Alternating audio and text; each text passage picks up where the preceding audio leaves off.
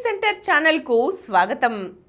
మనం ప్రముఖ నాస్తికురాలు, నిస్వార్థ ప్రజా సేవకురాలు అనేటువంటి హేమలత లవణం గారి స్వీయ జీవితగాథ మృత్యోర్మ అమృతంగమయ నుంచి అనేక అంశాలు తెలుసుకుంటున్నాం కదండి. ఈరోజు మనం 1947 ఆగస్టు 15వ తేదీ మనకు స్వాతంత్ర్యం వచ్చినప్పుడు హేమలత లవణం గారు ఏం చేస్తున్నారో, ఎలా స్వాతంత్ర్యాన్ని అనుభవించారో తెలుసుకుందాం. అది 1947. తూర్పు దిగ్భాగం రాగరంజితమవుతూ ఉంది. నిద్ర లేచిన నాకు ఏదో అవ్యక్త మధురానుభూతి మనస్సు నిండా నిండిపోయింది. వందల నాటి ఉషస్సుల కన్నా నేటి ఉషస్సు స్వేచ్ఛ మలయ మారుతాన్ని మోసుకు వచ్చింది. ఈరోజు ఆగస్టు 15, భారతదేశం నా జన్మభూమి. బానిస సంఖ్యలను తెంచుకొని వినీల నిర్మల ఆకాశం వైపు శిరస్సు నిలిపిన స్వేచ్ఛ స్వాతంత్ర్య భానోదయం. వినుకొండ వీధుల నలుమూలలా ఆనంద గీతాలు వినిపిస్తున్నాయి. అవి మామూలు గీతాలా కాదు. స్వేచ్ఛా హృదయ పద్మం నుండి పుప్పుడి సుగంధ పరిమళాలను పూసుకొని భారత జాతి హృదయాలలో ఇన్నాళ్ళు మూలిగి మూలిగి ఒక్కసారిగా పైకెగిసిన నీటి బుగ్గల వంటి స్వతంత్రోద్యమ గీతాలు, ఆనందార్వణం ఉబికిన గీతాలు. మొట్టమొదటిసారిగా నాన్నగారు పంపించిన సిల్క్ ఖద్దరు చీర ధరించి మా స్కూలు విద్యార్థులతో పాటు ప్రథమ స్వాతంత్ర్య దినోత్సవ ఊరేగింపులో నడుస్తున్నాను. మా తెలుగు మాస్టారు రచించిన స్వతంత్ర గీతం పాడుకుంటూ ఆనాడు నేను పొందిన ఆవేశం, ఆనందానుభూతి ఈనాటికి నా మనసులో పచ్చగానే ఉంది. ఆనాడు మా చేతులలో 5వ జార్జ్ చక్రవర్తి చిత్రపటం లేదు. అంతకు ముందుకు ఏ ఊరేగింపు జరిగినా మా చేతులలో మాకు తెలియని 5వ జార్జ్ చక్రవర్తి చిత్రపటం ఉండేది. ఆనాడు జాతిపిత మహాత్మాగాంధీ చిత్రపటం ఉంది. మా ప్రియాతి ప్రియతమ తాత బాపు. అది జనవరి 30, 1948. మా ఊరి రేలుకట్ట అవతల జొన్నచేలో కంకులు విరుస్తున్న కూలీలతో పాటు నేను జొన్న ఆకుల మీద ఉండే జీరంగి పురుగులను పట్టుకుంటున్నాను. ఆ సమయంలో మా చిన్నన్న పరుగున వచ్చి ఆయాసంతో రొప్పుతూ గాంధీ తాతగారిని చంపేశారట అంటూ బావురుమన్నాడు. ఆ తరువాత గాంధీని గురించిన అనేక గ్రంథాలు చదివాను నేను. సత్యంతో నా ప్రయోగం అనే ఆయన ఆత్మకథను చదివాను. ఆనాటి నుంచి ఆ మహాత్ముడు బుద్ధుని తర్వాత అహింస అనే మాటను మహోద్యమంగా మార్చినట్టి అహింసామూర్తిగా నా హృదయాన నిలిచిపోవడమే కాదు, నేను అహింసా మార్గంలోనే నడుస్తున్నాను. ఈ సందర్భంలో ఆ తరువాత నేను చదివిన అహింసామూర్తుల గాథలను కొన్ని గుర్తుకు చేసుకోదలిచాను. అది భారతదేశంలో స్వాతంత్ర్యానికి పూర్వపు విషయం. తిరువాన్కూర్ సంస్థానంలో ఉన్నది వైకోమ్ గ్రామం. ఆ గ్రామంలోని ఒక పెద్ద వీధి గుండా అంటరాని వారు నడవడం నిషేధించబడింది. ఆ విధంగా తోటి సోదరులను అవమానించడం కొందరు మానవతావాదులకు బాధ కలిగించింది.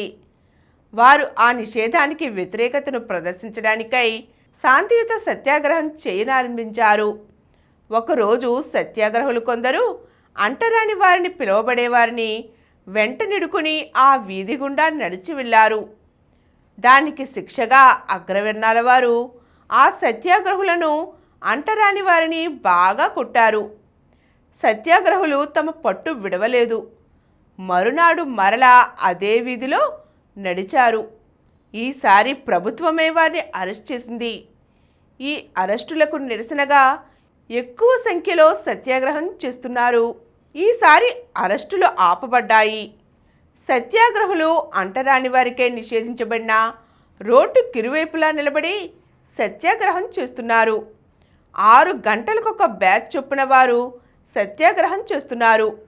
వారి చేతుల్లో ఉన్న ఆయుధాలు శాంతం, ఓర్పు, పట్టుదల. నమస్కరిస్తూ రోడ్లకు ఇరువైపులా నిలబడి శాంతి సత్యాగ్రహం జరుపుతూ ఉన్న ఈ సోదరులను కాపలా కాయడానికి తుపాకులు ధరించిన పోలీసులు వచ్చారు.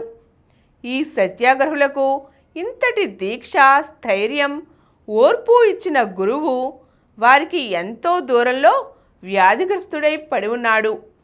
ఆ గురువు ఆదేశానుసారం ఈ సత్యాగ్రహులు అన్యాయాన్ని శాంతితో ఎదుర్కొంటున్నారు. సత్యాగ్రహం సాగుతూ ఉంది. రోజులు, వారాలు, నెలలు దొర్లిపోతూ ఉన్నాయి. సత్యాగ్రహుల దీక్ష సడలలేదు. వర్షాకాలం కూడా వచ్చింది. వర్షాలతో ఆ ప్రదేశం చిన్న నదిలాగా మారింది. మొలలోతు ఈ నీళ్లలో సత్యాగ్రహులు నిలబడి ఉంటే వారి ముందు పోలీసులు చిన్న చిన్న పడవల్లో కూర్చుని కాపలా కాస్తున్నారు. ఒక్కోసారి పడవలకు లంగరు లేకపోతే సత్యాగ్రహులే ఆ పడవలను పట్టుకుని నిలిపేవారు. ఈ సత్యాగ్రహుల అచంచలమైన దీక్ష, ద్వేషరహితమైన ఓర్పు అగ్రజాతుల హృదయాలను ద్రవింపజేసింది. సత్యాగ్రహం జయించింది. అంటరాని వారికి ఆ మార్గం తెరవబడింది. ఆ మార్గమే కాక ఆ గ్రామంలోని అన్ని మార్గాలు తెరవబడ్డాయి. ఈ సత్యాగ్రహులకు ఇంతటి ధైర్యాన్ని, అహింసాయుత కార్య సాధనాశక్తిని నేర్పిన గురువు ఎవరు? అతడు మహాత్ముడు. చిన్నతనంలో పాములన్నా, చీకటన్నా భయంతో వణికిపోయేవారు గాంధీ. అతడే చివరికి భయాన్ని జయించడం తాను నేర్చుకుని మర ఫిరంగులను ఎదిరించి తనతో పాటు తన దేశ ప్రజలు కూడా ధైర్యంతో ముందడుగు వేసేలా చేశారు. ప్రపంచానికి సత్యాగ్రహ ఆయుధాన్ని అందించారు. ఈరోజు మనం హేమలతా లవణం గారు స్వాతంత్ర దినోత్సవం సందర్భంగా అనుభవించిన అనుభూతులను చక్కగా తెలుసుకున్నాం కదండి. మరో చక్కని అంశంతో మళ్ళీ కలుద్దాం. ఈ కార్యక్రమం మీకు ఎంతో నచ్చింది కదా. ఇటువంటి మరిన్ని వీడియోల కోసం అనతి కాలంలోనే 20 కోట్ల వ్యూస్ సాధించిన సమరన్ ఛానల్ సమర్పించు యతీష్ సెంటర్ ఛానల్కు సబ్స్క్రైబ్ చేయండి, లైక్ చేయండి, మీ ఫ్రెండ్స్కి షేర్ చేయండి. అలాగే ప్రక్కనున్న గంట సింబల్ని ప్రెస్ చేయడం మర్చిపోకండి.